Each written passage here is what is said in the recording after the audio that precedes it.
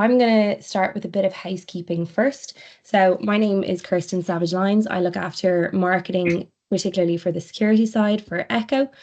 Joining me today is Declan Timmons, Managing Director of Professional Services from Ekco. And we also have Desiree Lee, CTO with Armis. I might let you guys give a brief intro before we move on. Yeah, I suppose I look after professional services consultancy advisory around compliance from Europe, like NIS2, DORA, CRA, all the different regulations are coming in from Europe. Part of that are the service typically that the team deliver are CISOs, the service delivered into exec boards and senior management in different organizations, typically global or large pharma, medical device, medical background organizations. And I suppose part of that is we try to identify tools that will help in that compliance requirement. So, we understand the kind of compliance from the board level, but we want to get that and I suppose bring that down to the IT and the on the ground level and practical advice that might help. So one of the tools that we identified was Armis, which is, an absolutely brilliant tool that we found, which works across IT, OT, and medical device and IoT. It'll find all those devices and do lots more. So we partnered with Armis quite recently, and we're working well together now at the moment. I'm working with some of our clients and our key accounts. Hi, thank you, and I'm Desiree Lee. Thanks so much for having me today. I'm the CTO for data at Armis, and I've been with Armis for 6 years next month, which is an eternity in startup years. And I've been here from the original startup notion that we had, which was very focused on asset discovery, IoT, OT, medical devices, and every step of expansion since. And we have evolved that vision quite a bit, but we're very happy to be here, happy to work with our partners. And thanks for tuning in today.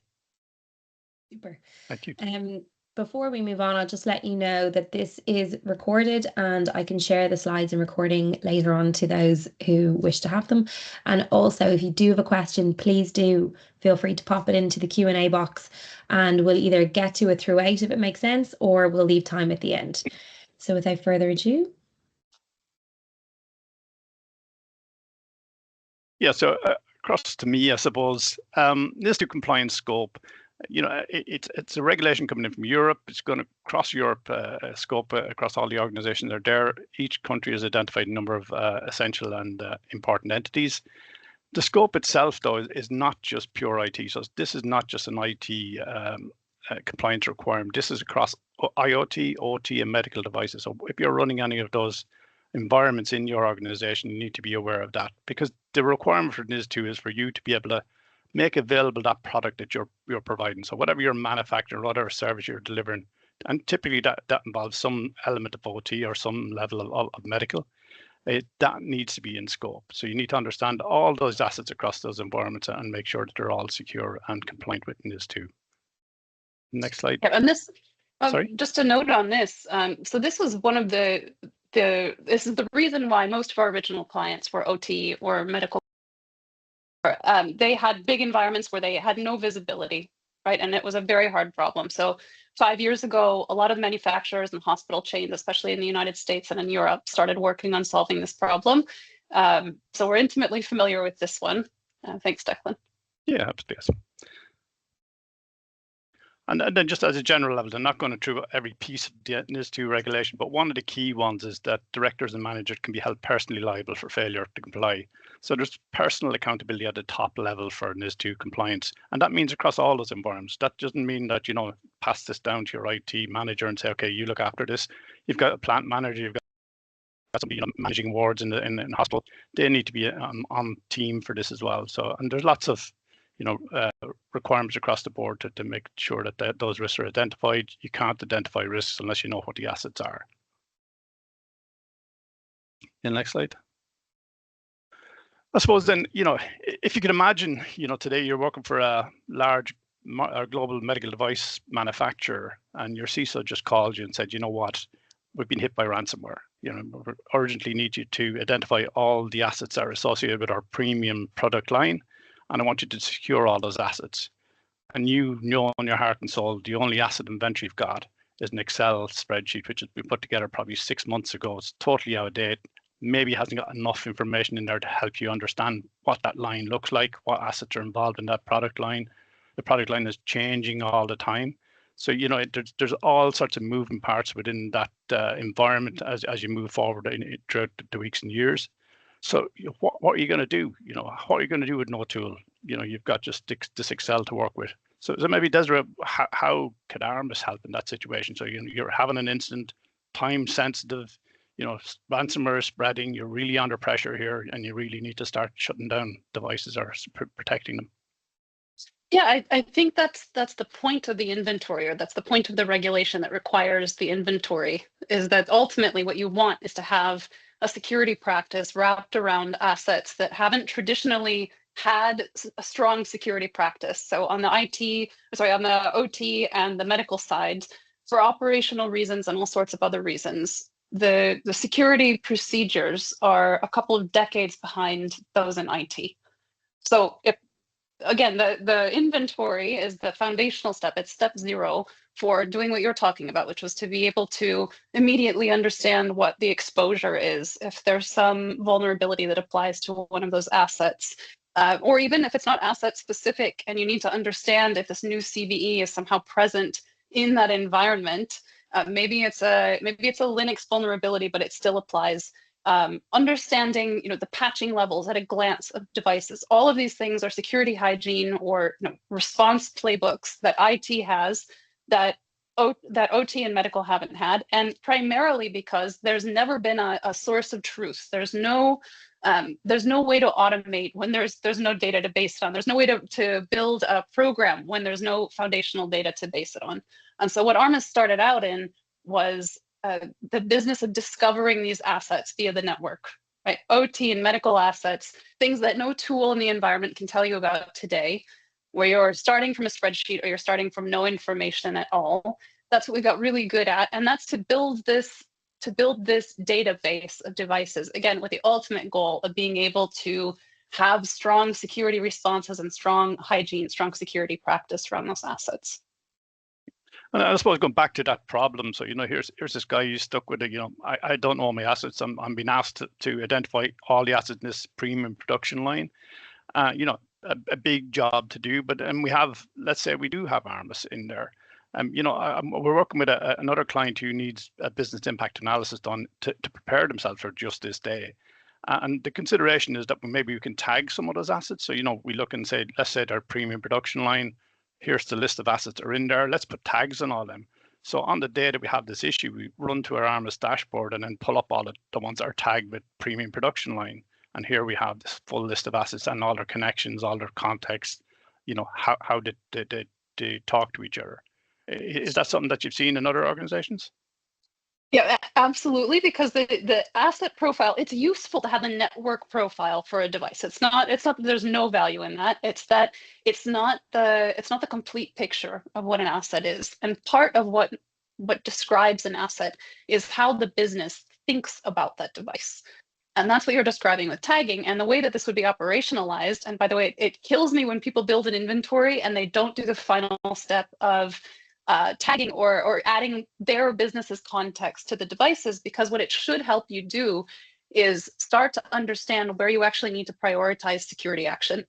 So if something is on your premium line or your top tier application, you want to patch there first. You want to respond to any alerts there first. There are all these things that you would prioritize doing that you can't do if it looks like just another asset of the same type of 100 other assets that are the same. If the fact that this one lives on your premium line is critical to how you would respond, then that tag needs to live in that asset profile. And absolutely, that's what customers do with that data. Yeah, absolutely. And it's very useful then to be able to pull that quickly and then say, okay, these are just the assets we need to focus on and produce that focus and deploy the team to be able to secure those initial assets. And I suppose there are other maybe benefits as well as an offshoot of that. Like, so, I have a production line, number of assets built over years, ad hoc pieces added as we go along and stuff like that. But when you maybe review that asset inventory with those tags, and you build a picture of that workflow, you might say, you know what, this line isn't as efficient as it could be because there's these offshoots that are happening all the time because they've been added ad hoc. So maybe you could rationalize the line and remove some devices and remove some comms that are happening between devices. Is that something you've seen? Absolutely, yes. So we can tag devices based on where they communicate in the network. So if you say, if you create a boundary, whether that's a VLAN or a subnet or whatever you want, something that defines a segment of your network, and you say that's critical, and now you want to tag every asset that has direct communication into that part of the network, you can do that if that serves you as you operationalize and as you decide how to prioritize these certain actions, right? So we can get really creative with the way that we label assets.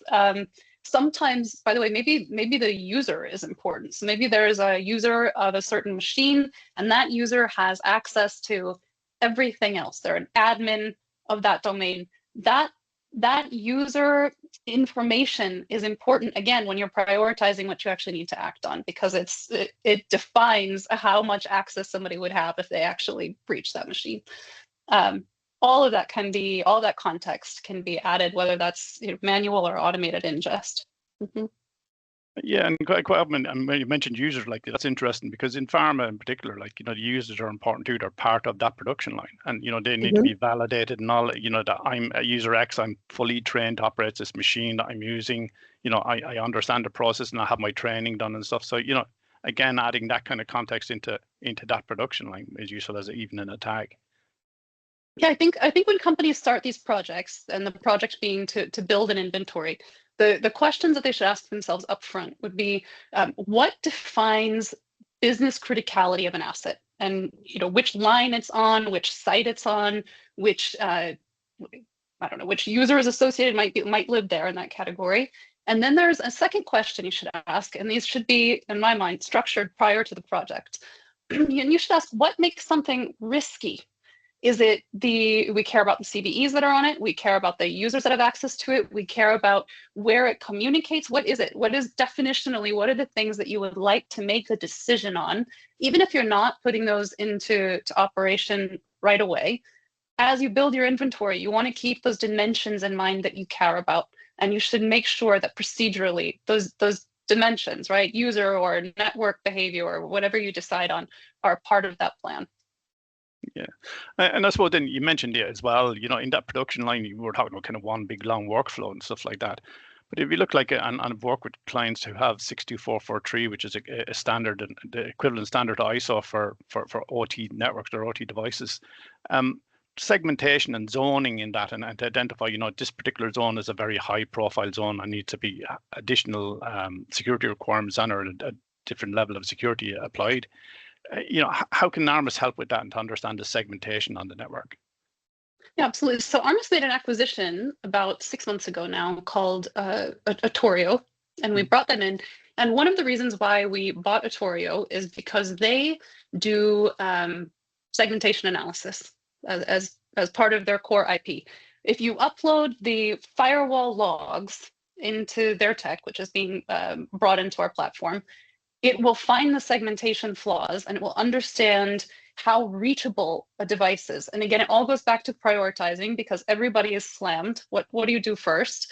And you might have a whole list of CVEs, especially in OT and medical, this is important, where the CVE exists, but you've mitigated it with network controls. And right now that's very hard to prove, and it's very hard to also understand where there are gaps in those controls. And so if you have a very critical asset and it's got a critical CVE on it, your instinct when you get that report is to go send a team to try to fix that, which can be expensive. It can require shutting down a production line, all these things, right? But if you say, well, it's a critical asset, it has a critical CVE, but that CVE is not reachable. It's actually behind firewalls, or it's a configuration where that particular flaw isn't applicable. You can have a much tighter understanding of what really needs to be done. And so that is a major component of both understanding the risk of an asset, but also understanding in that broader pipeline how to prioritize acting on it. Yeah, And I suppose we're going back to that inventory piece as well. And I know, like in the past, and I've seen it even more recently, like people going across a factory environment or a pharma environment with a clipboard and an Excel spreadsheet and trying to understand how this network, try to create the asset inventory, understand the workflows and stuff like that. And that's challenging. Like at the best of times, have you any experience of that in past? Yeah, it's funny you ask. So I do have experience with our clients doing this. I also, though, have an experience. It was my first job out of, well, it was an internship in college. I got hired as an intern at a nuclear power plant to go walk around with blueprints and find the devices in the nuke plant that weren't in the computer system, which meant that they didn't have a maintenance plan. So if this was a movie, it would be foreshadowing of my career. It started out as physical asset discovery, and I ended up here. But that was a pain. I mean, it was a summer's worth of work. They paid 6 interns to walk around with dosimeters that clicked when we got near radioactive things and list all the different parts in their nuke plant. That's how they did it. And you can imagine that if something changes in the next 2 or 3 years, they're not going to catch it, because how often are they sending a team of interns into the plant to go validate every component off of a blueprint? Not often. And I think that that's still what, especially again, we're not limited to OT and medical customers, but we have so many of them because they have that discovery problem. There's not an easy way in secure environments or sensitive environments to go discover things. You're not going to go scan the environment. Nobody wants to go unleash Tenable and see what's there. You can do that in IT maybe, but you definitely can't do that for manufacturing lines.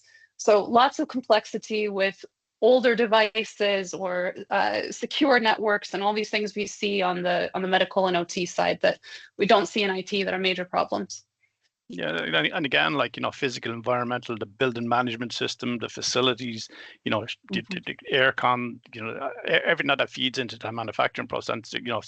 Some clean rooms and stuff like that. The clean room equipment and stuff like, again, all networked in some shape or fashion across that environment, and all feeding into that. The safety systems, everything. It's all tied in there, and you're trying to discover each and asset. You say your phrase that you just use is it's all tied in. And it is, because there's no network, very few networks in the world that are actually segmented from everything else. So what we actually have is one network, everything's connected somehow. And it doesn't matter that part of that network is OT devices and that we think of OT and IT separately. From a network perspective, they're very often not separated, or at least not fully. But when in your tooling, at least traditionally, if you have a tool on the OT side or the medical side, it's a completely separate tool than anyone in IT is using. And so you build in bifurcation of the data where there's not actually bifurcation or that segmentation of the network.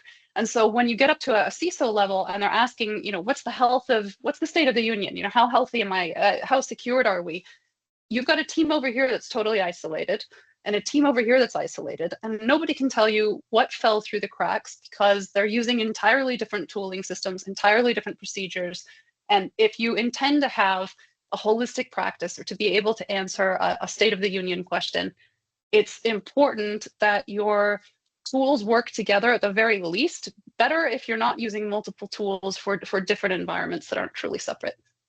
Yeah, and I suppose going back to that issue with the CISO and trying to help in that instant where ransomware is running across our network. Typically, organizations have multiple tools. There's lots of different tools that are out there, and that we could take some information from. But again, it's a step up from that manual process of walking around a clipboard. This is the next stage where you've got multiple tools, but now you've got to go to each of those tools, take out some information and consolidate it some way, and understand the context. Some of them just give you an IP address, someone else might give you a name. You kind of match these together, try and understand it. Probably not getting enough traffic information or understanding of the context of the traffic between devices. So then I suppose what's the next stage? How do we get over that piece? How could Armis help with that maybe? Sure, and this problem is the reason why we didn't stay focused on OT and medical, because ultimately there's still no source of truth. There's no set of assets that security has access to at most companies, or at least there wasn't a few years ago. even though the assets that we're talking about now are IT assets. It means that they had Active Directory, they had an endpoint agent on them. Systems knew about those assets, and yet you have different teams within security, the SOC or the Vuln team, and you have different teams in the IT org that are pulling bits of information from different systems, but they don't actually own the tool. So when I say they're pulling bits of information, I mean they're emailing somebody, and then they're getting the email sent back. Or maybe they have access to the tool, and it means that they have to check the 15 different tools that they have access to. My point is that on the IT side, although the problems are different, there is an enormous amount of efficiency lost for each of these groups in the organization for different purposes. It has to go fetch disparate bits of data and try to stitch them together. There's no real reason that that should be the state today. You have 20 different tools. They all have some valuable set of information about at least some of your devices. All of that should be in one place that you can build process on top of it that's starting from at least the possibility of being efficient. If you're starting from emailing things back and forth, there's no possibility of having an efficient process after that, right? Yeah, absolutely. You know, and then again, like you're talking about, in some of those tools, they're a point in time. So you've done a scan, you've got some information. The information might be 3 weeks old. You know, so there might be something else that popped up in the network in the meantime, but you've consolidated information that's old. So it's not continuously monitoring, continuously capturing information and stuff like that. Yeah, and this matters a lot for things like patching for vuln management, where your scanner might hit a segment of the network once a week. If you patch it 12 hours after it's found, do you get credit for it? No, because it takes a week to figure out that anything changed. And you know, likewise, if everything was good a week ago and somewhere in that period it became susceptible to a CVE, you won't know it for a week. So what we do is we're taking in the information from the scanner in this case, but let's say we also have an endpoint agent. If that endpoint agent who's on the device tells me something changed, I know I can trust that endpoint agent, even if the scanner still has out-of-date information. So the scanner's data is still valuable, but now I understand there's something more current that can tell me about how that CVE applies to the device. I think that's the world that we're moving towards on the IT side, is we have all these tools. We can have a continuous picture. When the data is completely separate, you just won't. It's not leveraging the investment in the technology stack that organizations have. Yeah, absolutely. And you know, NIS2 is pushing us forward to have that continuous monitoring, continuous understanding in all networks, not just in an IT network, you know. And there is no real difference between well, there's difference in the way they operate, let's say in an OT environment or a medical environment, absolutely from IT. But you know, some of the devices and stuff are common. The traffic is flowing between all 3 areas, let's say. And you know, and there are challenges in that, like in the sense that, you know, the business want to know what devices are being manufactured, needing our ERP system connected to the factory environment to say, okay, tell me what you're manufacturing. Huge order coming in here next week. Can we do it? That type of information passing back and forth. And I suppose then from visibility, and you mentioned visibility of devices and assets. Do we catch them all? You know, is there a chance we're not catching them all? You know, and what's your experience maybe, you know, in coming in and putting your tool into an organization? You know, do you find more devices? You know, I think I've run 1,000 devices, and you know, you come in and tell me something different. I would say that every time we've deployed, the asset count has been much, much higher than expected, because there are so many things that are connected. And if your view has been of IT assets, you know, sanctioned IT assets, and your OT manufacturing line, you're missing the broader picture of devices you weren't even thinking about. And one example of those would be IP cameras, right? They're in every office building. They're actually a security feature. It matters who they're talking to. It matters which CVEs apply.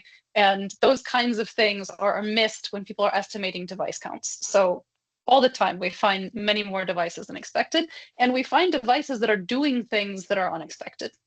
So if we deploy in a network where we need to do discovery, and I'll differentiate that from an IT environment where we need to do aggregation and normalization. So if we're in an environment where we need to do discovery, we have access to the network traffic. That's how we work. And we're able to see when devices are communicating again to secured areas, or they're reaching out to places on the internet they weren't supposed to, or you thought they couldn't get to the internet at all, and oops, they can. So I think that there's a lot of surprises both in what's on the network and what things on the network are doing and what you're able to see once you understand the context of what's talking. Because an IP address connecting to another IP address doesn't always translate in the human mind as the actual behavior that's occurring on the network. But when you see this is an IP camera, it's reaching out to an IP address in China, now you have enough human readable information to understand that that's something that you need to take action on. Yeah, absolutely. And I suppose the understanding or the definition of OT, IoT, and medical devices are all, each organization I've gone to has had different view on that. So anything that IT doesn't want to manage is now OT, so it's not our problem. And likewise, on either side of the equation. And then in the middle, there's bits that are missed all the time, as you say.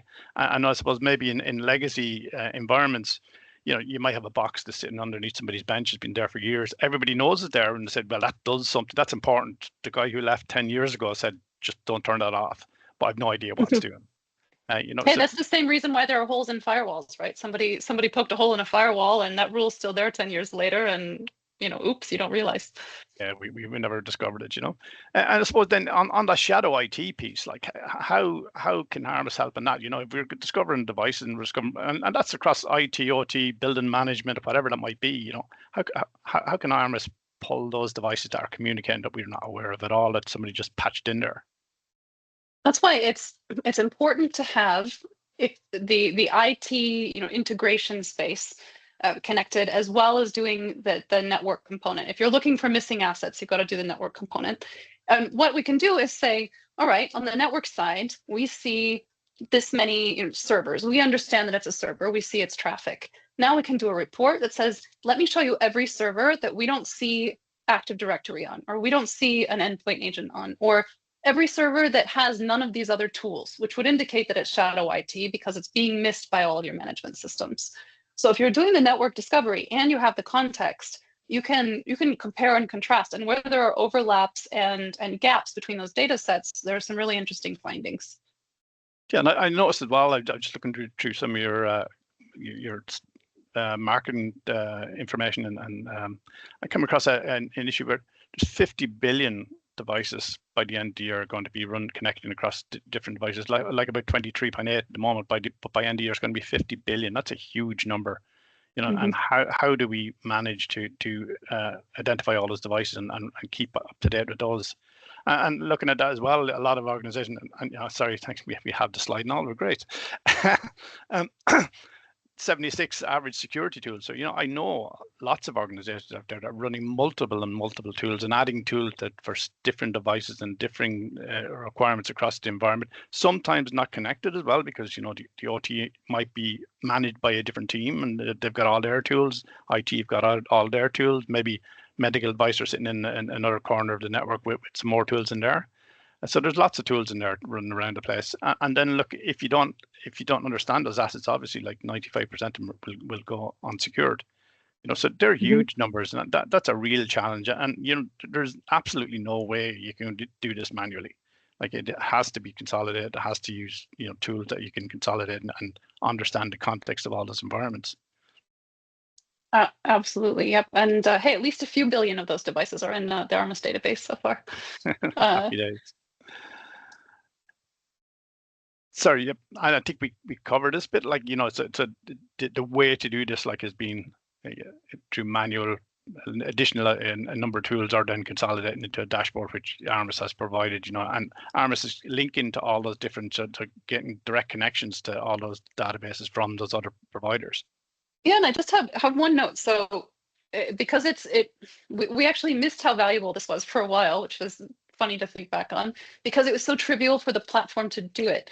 But the use cases that we've seen out of the IT side that are focused on finding, again, the gaps and overlaps in data sets between tools that exist today are really interesting. And one was a very typical operation. We have a client who is producing a report on their servers split by Windows and Mac. And that report was pretty simple. It was checking, do I have an endpoint agent? Do I have Zscaler? Or there was some other tool. And it was asking that of the servers, Windows and Mac. That report, which was done in Excel and made graphic somehow in a horrifically ugly way that God bless whoever built it. They had to do that every month. And it took them 40 hours to create that report every month. And all they actually should have had to do, if they had a source of truth, which they did with Armis, is to run a diff. Show me all my servers that don't have CrowdStrike, right? Show me all my servers that don't have Zscaler. We can do that once we have all of the data together and everything is aligned. That was a very easy, it wasn't even a report. It was continuous. It was always on dashboard that they could export at will, and they never had to do that report again. And that's just one instance of the kind of use cases we see where people are doing essentially tool comparisons. And before, they needed to write a macro for that. They needed to pull an export. They needed to put it into Excel. None of that needs to happen anymore. It doesn't have to be point in time. That diff or the overlap analysis that you're doing is just done natively in the system once it's set up. And that's really interesting, because like even recently we've had instances where CrowdStrike is our go-to tool. In the middle of an incident, we want to understand and tie down that environment and secure those assets and understand what's kicking off. But going to a client and saying, what are your assets? Where should we put CrowdStrike, or where have we got it deployed in some assets across the environment and not all? And being able to pull that report would be absolutely key, like to move that thing forward pretty efficiently. I mean, CrowdStrike is amazing at telling you where CrowdStrike is installed. It is not as good at telling you where it's not installed. Yeah, you need absolutely. something else. You need something else to show you where the gap is. And so that's, again, it's a huge use case here. Yeah, and I suppose during an incident, that's absolutely key as well, being able to pull that information of what's supplied across your environment, what tools can you rely on, what's all these tools telling you, where are your gaps, more importantly. There are devices there that have nothing to protect them, and they're really critical in that. The other thing that came across recently is obsolescence is a huge problem, particularly in IT and maybe in medical device, probably maybe not so much in IT because it's a bit more mature, a bit more understood. But if you have that premium production line and there's an old PLC or something sitting in the middle of it, and it's critical to that environment, how do you pick out those obsolescent devices and the ones that we have no support or no spares for?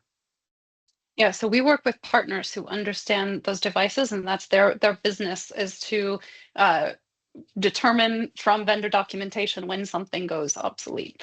And so we have those data sets through partners of ours, and we pull that right into the system. And so instead of having to go inquire or examine or go look up at documentation, you can see this is an asset, and we have a tag, right? A tag that says obsolete, or in IT, we call it something else.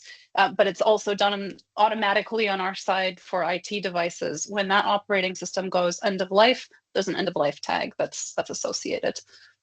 All right, the life cycle management is critical. Absolutely. Maybe the next slide, Kirsten, if you have. Yeah, just to kind of look at in detail, and we're going back to NIS2 compliance requirements, and the 10 requirements of NIS2 are here. Probably the key ones there are in the lighter color. And supply chain, absolutely. Securing your supply chain is absolutely key to NIS2 compliance. And looking at Armis here, you're going to be able to identify your end of life and end of support assets, identify suppliers, so maybe tag suppliers, so you can then do that search on different suppliers and what assets they provide to you. Look for the asset obsolescence management, and maybe identify opportunities for consolidation. As we said, making the line more efficient. We don't need all these devices, or we can swap out these devices with similar, more up-to-date, more modern devices that will help to improve security and efficiency of the line. Yes, and one of the things that keeps coming up, especially in manufacturing and medical environments, is SBOM and HBOM. So we're starting to see regulation around SBOM and HBOM. And right now, the clients who have worked with one of those vendors are keeping that data in its own repository. And what I would suggest is that be married with the asset data, because it's a part of the context. The asset is context for the SBOM, and the SBOM is context for the asset. And that's one of our initiatives in this coming year, early in the year, is to pull in that sort of data as well, so that you actually get a full compliance picture, better visibility into the CVEs that are there. But whether or not that's through Armis and our partners or elsewhere, the SBOM and HBOM data should live with the asset information. Yeah, absolutely. And the more information you have associated with an asset is really important, for compliance across the board, like trying to understand and pick out those assets that have compliance requirements, essentially, that they're part of your overall compliance requirement. Maybe moving on to incident handling then, and we mentioned that, being able to identify where CrowdStrike is and the gaps in CrowdStrike across your environment. But, having a continuous view of your assets is really important, understanding things change all the time, and people leave appointments and stuff and move on, and they're halfway through a project and it's forgotten about or just overlooked because there's enough trying to move on with the next person moving in and having a different direction on that environment. And then maybe quickly identifying containment options. Again, key, ransomware is running, we need to contain. This is our premium line. This is our key business function that we need to secure. How can we do that quickly?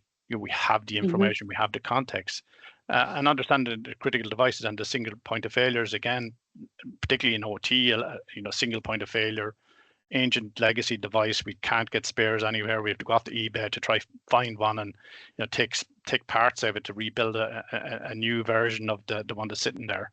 And then I suppose understand the context of the assets and the traffic, to understand what's good, what traffic should be running, and then identify, God, there's something different going on here. Had you any experience of incident response and how Armis helped some of your clients? Yes, I mean, for all the reasons that you just mentioned, like a big slowdown in incident response is going from system to system and checking things. So just eliminating that and putting all the data in one place and being able to see, okay, this is this type of device, IT or OT doesn't matter to us. It's this type of device. Here are the users associated. Here are the risks. It's got an end-of-life operating system. It's got a CrowdStrike agent, but it's in a broken state, whatever they are. And understanding where it connected to. If I'm able to see that device's network traffic, can I quickly go see what other assets it was talking to, so that as I go triage the environment, I can go straight to the assets that I know this device had communication with. So all very critical for incident response. But again, the foundation of that is having the data in the same place, because you can't build a fast process on top of disparate data. It doesn't work. Absolutely. And I suppose the context of the data is absolutely more important. So having the data is great, but having the context of what it is and how it communicates, that's the real key. Maybe moving on to crisis management then and business continuity. As I mentioned, we have a client who is looking at their critical business functions, trying to do a business continuity plan, bringing us in and saying, do a business impact analysis of this environment, this production environment.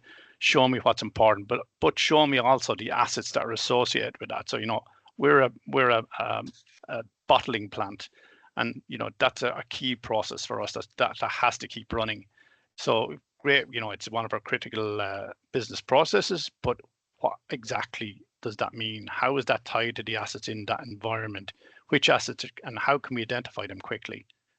So we mentioned on that, adding those tags, absolute, ingenious, And and I want to say, because when we're talking about tagging, it sounds manual, but we have in Armis a policy engine for adding tags. And if your tag is, I'll go back to this communicates with my critical line, or talks to something in my step 1 network segment, there's a trigger then for applying that tag. As soon as we see the communication to that part of the network, the tag is applied to the asset, so that that asset is part of the set of devices that talk into that network segment. So whatever the definition is of critical for the business, whatever the dimensions of that are, we can set up a policy engine trigger that just applies those tags and also takes the tag off when it's no longer applicable. So there's no manual going in and bulk adding tags to things. That doesn't work. It doesn't stay clean. It's not continuous, and so that's not our method. Yeah, that makes absolute sense. And then I suppose business continuity and business impact analysis, the reason you're doing this is because the day you have an incident, you're going to have that information, what's critical, what we need to tie down. So, that CISO coming again, telling you this is our premium line, you already know that because you've done that BCP, you've done the BIA, you've identified the assets.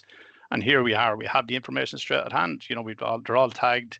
Guy can go in, pull those tags and say, okay, this is what we need to secure. These are the segmentation. These are the ones that are vulnerable that we need to focus on first. So again, we're getting that timely interaction and timely action on that incident. And maybe then moving on finally to network security, Kirsten. So again, understanding the context of device connections, absolutely key. Is not something that comes in all asset inventories. It's certainly not something that's you're going to add into your Excel spreadsheet and start adding details of what this is and how it works and all that kind of good stuff. An accurate view of traffic flows. Again, there might be devices, and maybe this is something you've seen. A device that only communicates once a month, once every 6 weeks in an environment. It just pops up, sends a bit of traffic, disappears again. never going to be picked up in a scan because they're too intermittent. So having a continuous view of the network is really important. And then like managing the asset vulnerabilities across multiple vendors, understanding what those vulnerabilities are. You have to understand what the assets are in the first place and what firmware they're running, what the vulnerabilities are there, and what CVs are there. And then identify legacy devices. If you've got in an OT environment or a medical device environment, these things have to stay running 24/7. You can't just shut the line down and start putting in firewalls all over the place and slowing down traffic, encrypt stuff all over the place.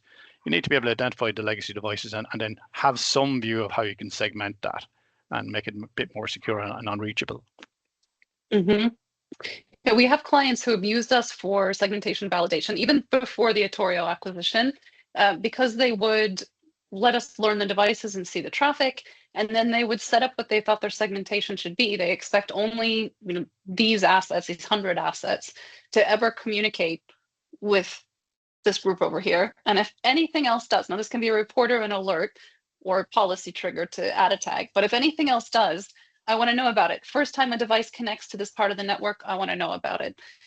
First time any device here in this part of my network communicates with the internet, I want to know about it. So there are these different controls you can set in place to see where something's happening that you're not expecting. But you can also make a report of every single device that's ever communicated outbound or inbound from a certain segment, and look through that list, have an audit of that list, and see that it's what you expect and that your segmentation is actually valid.